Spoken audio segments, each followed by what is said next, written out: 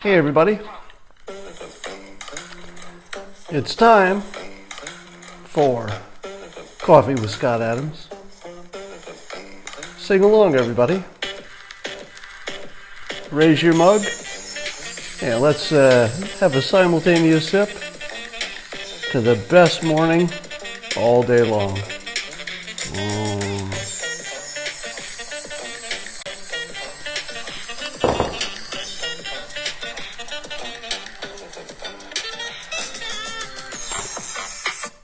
All right. We got lots to talk about. Number one, in no particular order, there's a report, the NBC is reporting that several sources in the intelligence community, several of them, have reported that North Korea is cheating by, enriching uranium or something. Now, the interesting part of that story is I've never seen a story that had so little credibility, which doesn't mean it's not true. All right? I have no idea if it's true or not true. It could easily be true. But when you hear that several intelligence sources told NBC something, what have you learned? Nothing. That's like saying nothing. Now, what are the odds that NBC or some intelligence people plus NBC, what are the odds that, what are the odds that so many people would be leaking from intelligence sources, first of all? And second of all, what are the chances that NBC would try to risk a nuclear war in order to improve the chances of Democrats in the midterms? All right.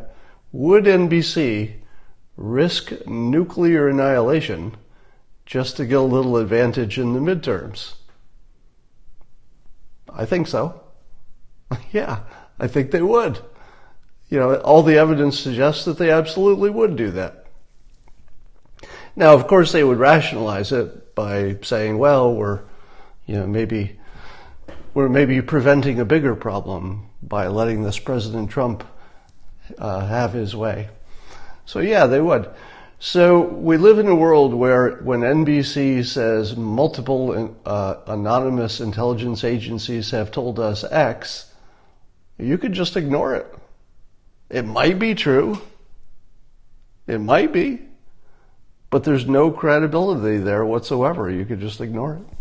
Now, if it turns out that it's true, meaning that other sources reported, or let's say the administration acknowledges it, or John Bolton goes on some show and says, yeah, we're seeing some stuff we don't like, well, then I'd say chances are pretty good that there's something going on we need to know more about.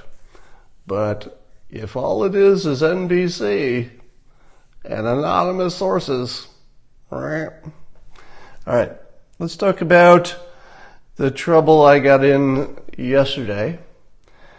So Mike Cernovich noted first that Octavia Cortez seems to have the skills of a master persuader, persuasion-wise. Not talking about her politics. I'm not endorsing her. I'm not supporting her. But I agree with the observation that her game is very high. Now, it might be luck that she won this first one, but when was the last time who's the last politician you heard being called lucky? Trump. The reason that you call somebody lucky when they've won something that is hard to win is because you don't understand how they did it. And people, I think, don't understand how she got so far. And so you default to, well, maybe lucky, maybe it's her gender, plus her ethnicity, plus low turnout, yeah. And what do I tell you when people have lots of reasons for a thing? If you have lots of different reasons to explain something, Probably cognitive dissonance. Not always. I mean, it could be there are just lots of things. But when you see lots of different explanations for why something unusual happened, probably means nobody knows. And one of the ways that nobody would know is if it's because it's skill. Because people don't recognize persuasion skill. Allow me to make the case that she has skill. I'm not a socialist. I'm not recommending her policies. People on Twitter said, my God, you said she has skill? You must be a socialist. No, those things are not in any way connected. You can have skill and not be a socialist. It's possible. So the skill and the socialist part are separate questions. You can hate her for her socialist part. Let's just talk about the skill. Now, there are two things that she said that are pretty extreme. One is to eliminate ICE. Now, when you hear that, don't you say to yourself, you can't eliminate ICE. I mean, you could change the name or you could, merge it with another department. But the function, of course, is going to remain because there has to be some enforcement of the border. Now, she has apparently admitted that she sometimes takes extreme positions as an anchor because that gives her lots of room to negotiate to what she really wants, which is that our immigration, let's say enforcement, is friendlier in whatever way she would like to see it friendlier. More family friendly, for example, would be one part of that. So when you see somebody with her talent saying something insanely too much, where have you seen that before? Does that remind you in any way of another candidate who once ran for president saying he would deport 14 million undocumented folks from the United States who were otherwise working and minding their business? When you heard that, didn't you say, well, that's not even possible? I mean, without civil war. But now that he's doing things which are extreme by historical standards, but not nearly as extreme as, deporting 14 million people, he sounds close to reasonable because he started with such a big anchor. So Ocasio Cortez has explicitly told us in an interview that she does the same thing. She's making a big first ask to see how much room that gives her to negotiate to something more reasonable. Now, what was everybody talking about for the past several days since she won her nomination? Everybody was talking about her. Everybody was talking about eliminating ICE. She controlled the conversation. From her small position in the world, I mean, she's a rank beginner, literally not even elected, and she's already controlling the conversation. You can think that's a coincidence. You can think that's lucky. At your peril. At your peril. Because that doesn't look like luck to me. That is so on form for perfect persuasion that if it's lucky, well, it's pretty lucky. Now let's take another example. She has labeled herself some kind of a socialist. And she has said, among other things, she said that she'd like to see universal health care. Now, the world blows up and they say, my God, she's actually an out-of-the-closet socialist. We can't go that far. Socialism never works. Guess what? Oh, I hate that phrase. Did you know that she has a degree in economics? Put this together. She has a degree in economics, which means she understands economics, at least at the big picture. At the same time, she's supporting socialism, which 100% of economists, or something like that, would say doesn't work. How do you explain that she's got a degree in economics and she's taking an economic position that couldn't possibly work? Full socialism.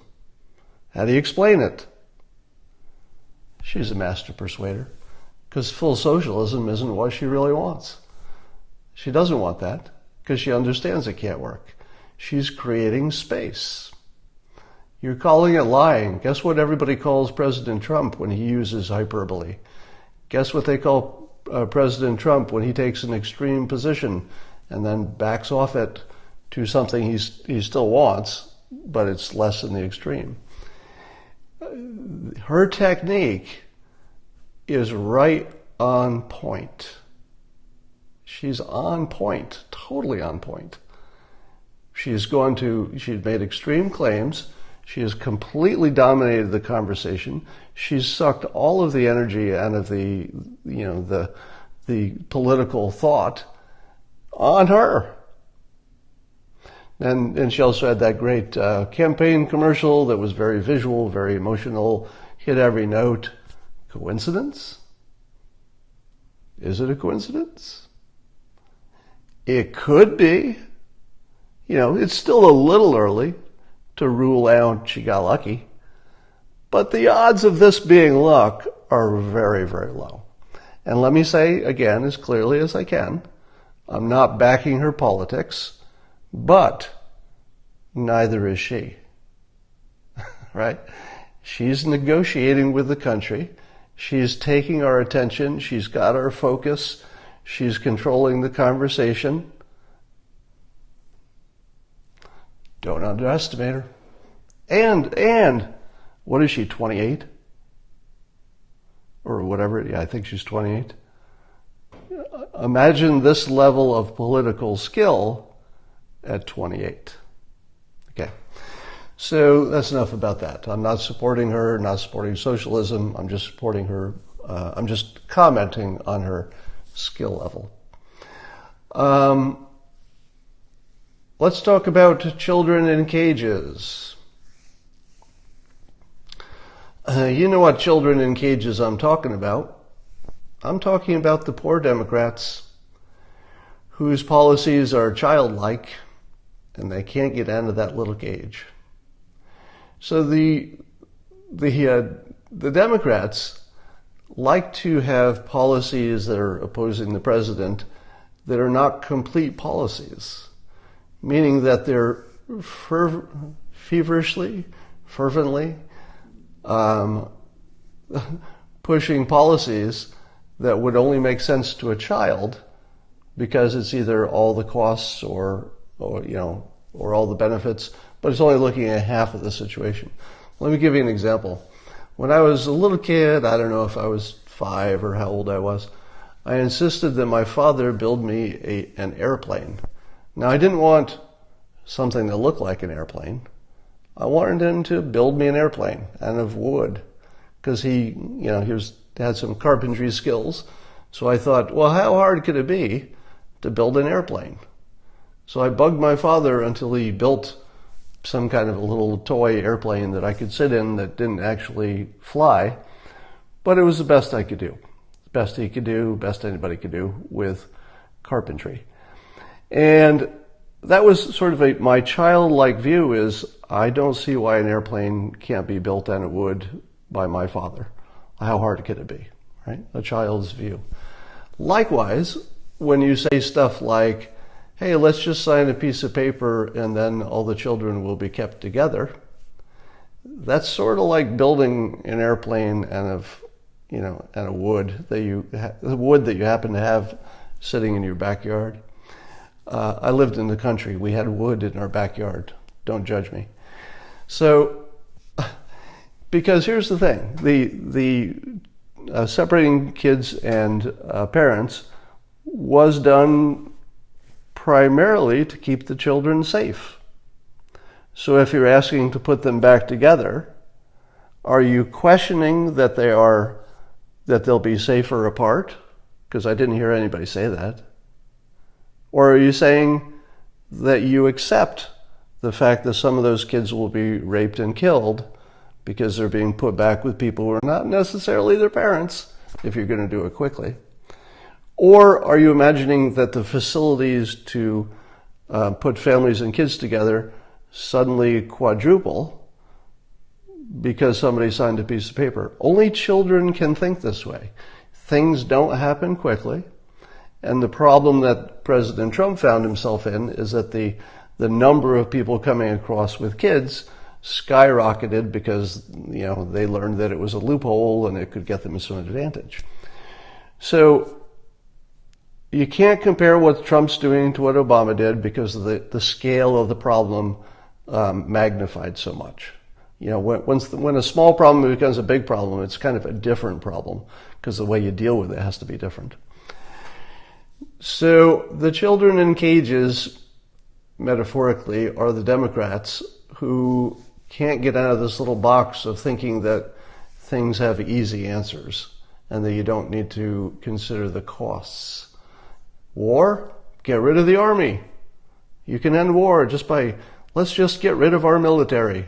So that would be a childlike response to ending war.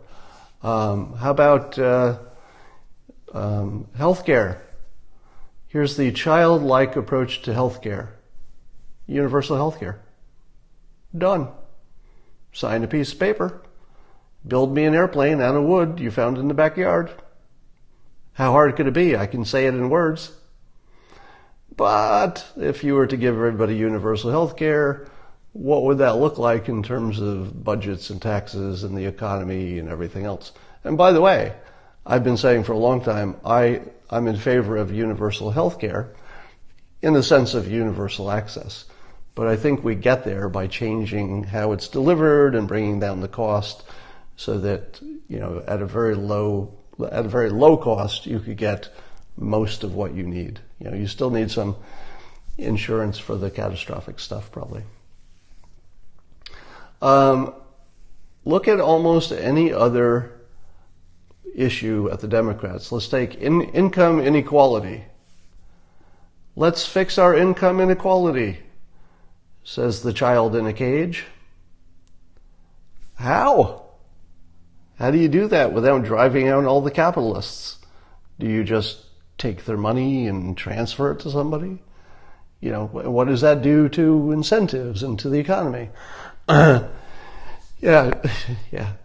I'm not going to touch that one, but you can go down the list and you'll find that there's an adult policy which has costs and benefits. So President Trump is pushing what I would call an adult concept for immigration. An adult concept looks like this. There's something we want to accomplish, which is protecting the country. It's going to have a big cost. It ain't free. But if you compare what it costs to our benefits, the benefits are bigger. That feels like an adult conversation, even if you decide that, you rank the variables differently. You're at least having an adult conversation. Somebody said you sidestepped income inequality. Why did I sidestep it? I just mentioned that it's impractical to simply transfer money to people. All right.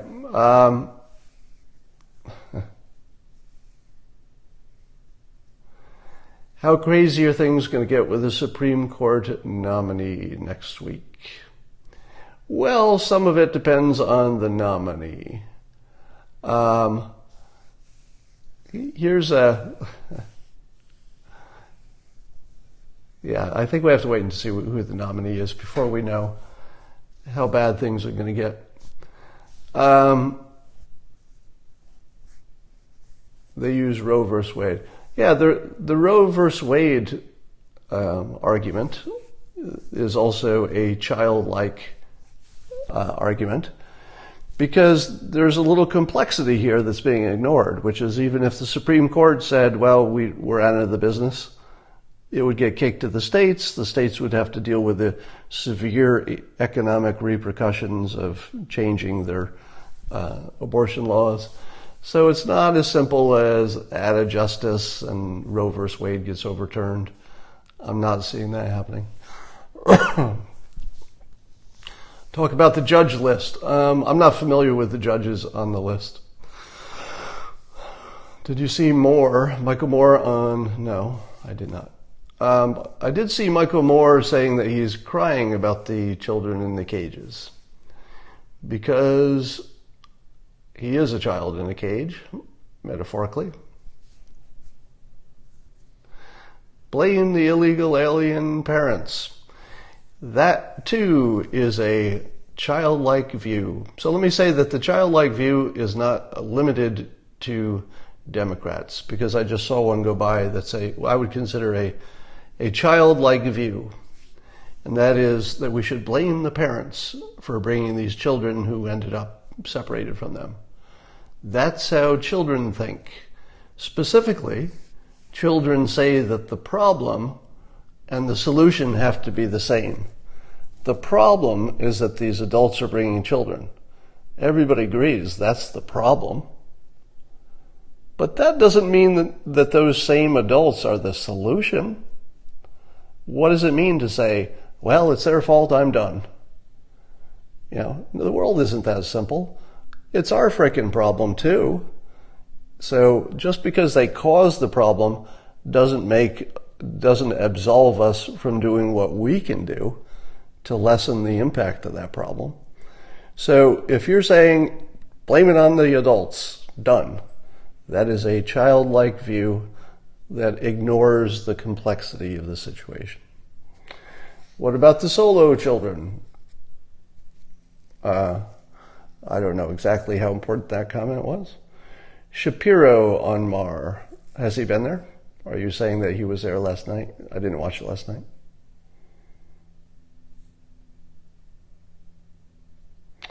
We could boot them back and immediately make it their problem. We could boot them back if we, again, another childlike view, we can boot them back if we would like to be in violation of international norms about amnesty. Because it turns out that some percentage of these people coming across have genuine amnesty requirements, and just kick them back ignores that. Now, if you're saying, let's just kick them back and let's get out of the amnesty business for everybody all the time, I would say that's an adult view which you can agree with or disagree with. But if you just ignore the amnesty issue and just say, just don't let them in, doesn't matter if they have amnesty, you're not really part of the conversation. You're a child in a cage. If you can't see the whole picture, you're a child in a cage. You're asking your parents to build you an airplane out of wood that's sitting in the backyard. Less than 20% have an amnesty case, but you got to find out once they get here.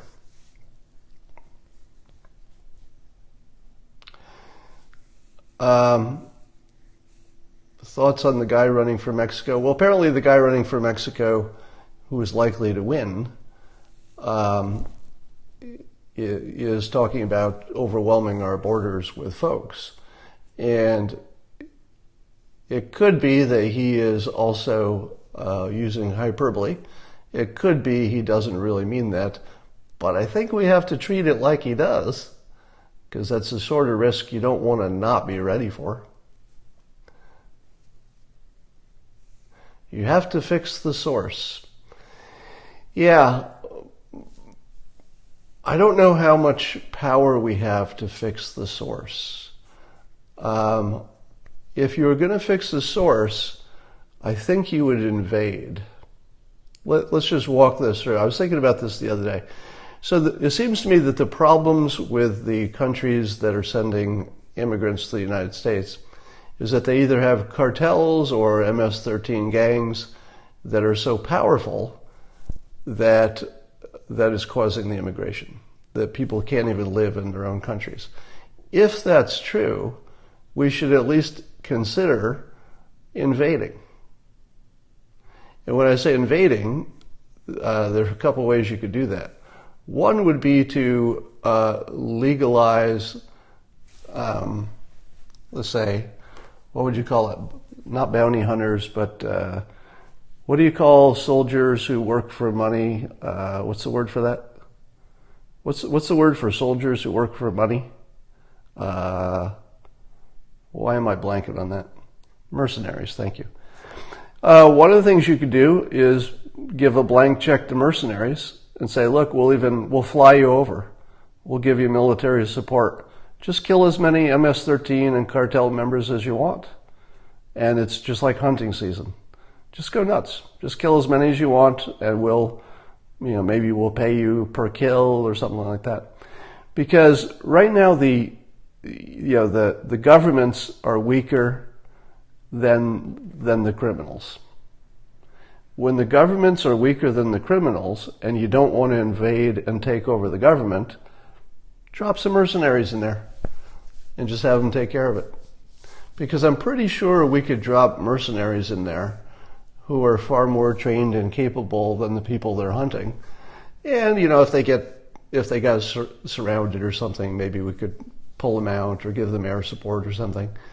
But I'll bet you could just drop a bunch of mercenaries behind their lines and just have them hunt. Take out as many as they want. I'm not saying that's the best idea in the world. I'm just saying that if anybody has a better idea, I'd like to hear it. Because consider all the alternative ideas. We'll just brainstorm for a moment. This isn't a topic I've thought a lot about. If you were to try to help the economies of those countries, because you think to yourself, oh, it's the bad economy, that's why they're sending people here, you're missing the fact that a lot of them are leaving because of violence, and you're missing the fact that the gangs and the cartels will suck up any money that comes into the country.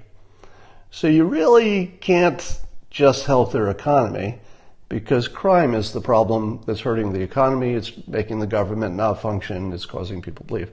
You have to go after the source problem. And the source problem would have to be dealt with either by, what are the ways you could deal with the gangs and the cartels? You can give money to the governments, but the governments are probably owned by the cartels, at least enough that that's not going to work. You could give money to their militaries, but the military is probably on the take, or enough of them are that it wouldn't work. So you can't invade because we don't really want to be in the country invading business. You can't help their government, and you can't help their economy. What's left?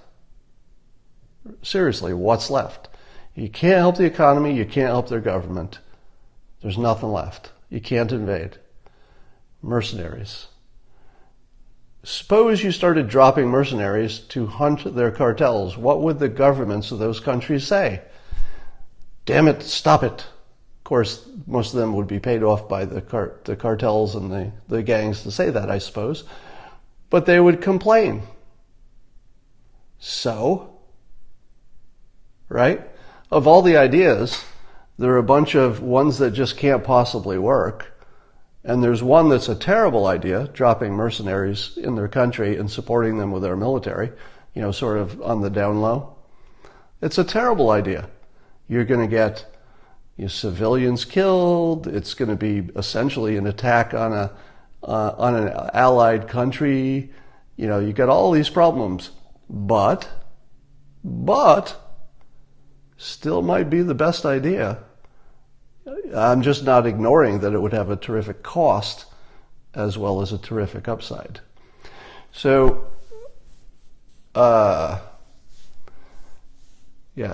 I say allied countries, I mean countries like Mexico, which, El Salvador, they're essentially in our sphere of the Americas allied situation. It doesn't mean they're in NATO. Drones indeed. Drones could be part of the helping a group on the ground.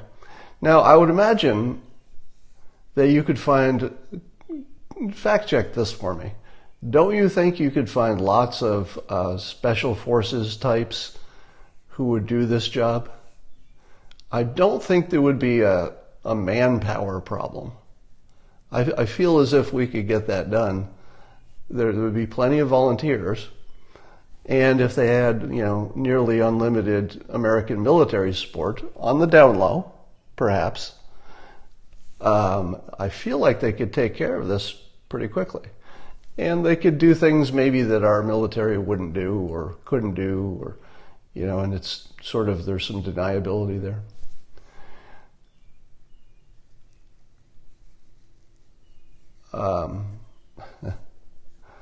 I think Eric Prince is out of that business, isn't he? I thought he sold Blackwater. Does he still own Blackwater? Do you think MS-13 watches my Periscopes? Well, I certainly hope not. But probably not.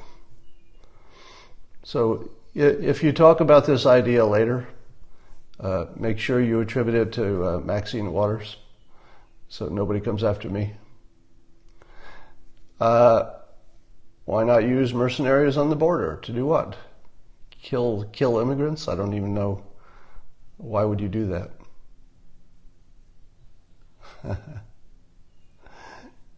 I think somebody suggested a crypto coin to an ICO to fund mercenaries.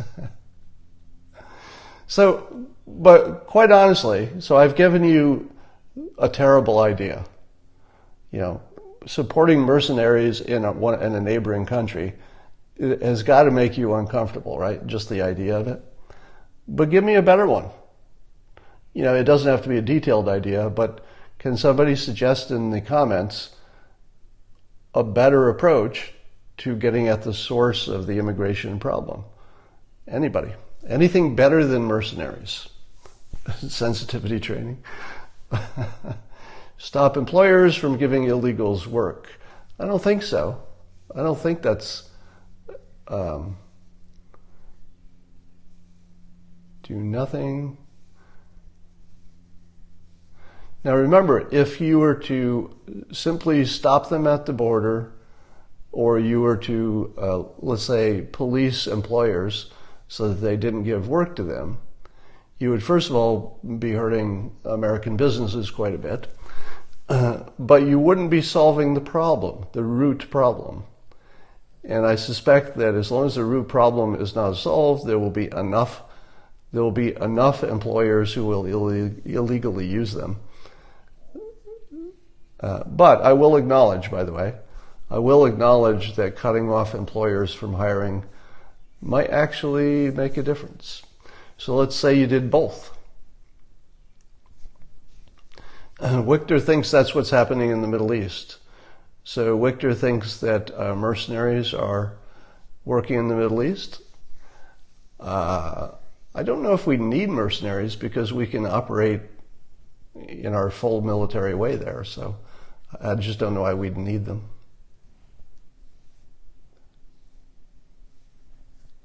Legalize the drugs. Well, the cartels still have plenty of markets and plenty of clout. I don't know if legalizing the drugs would make much difference.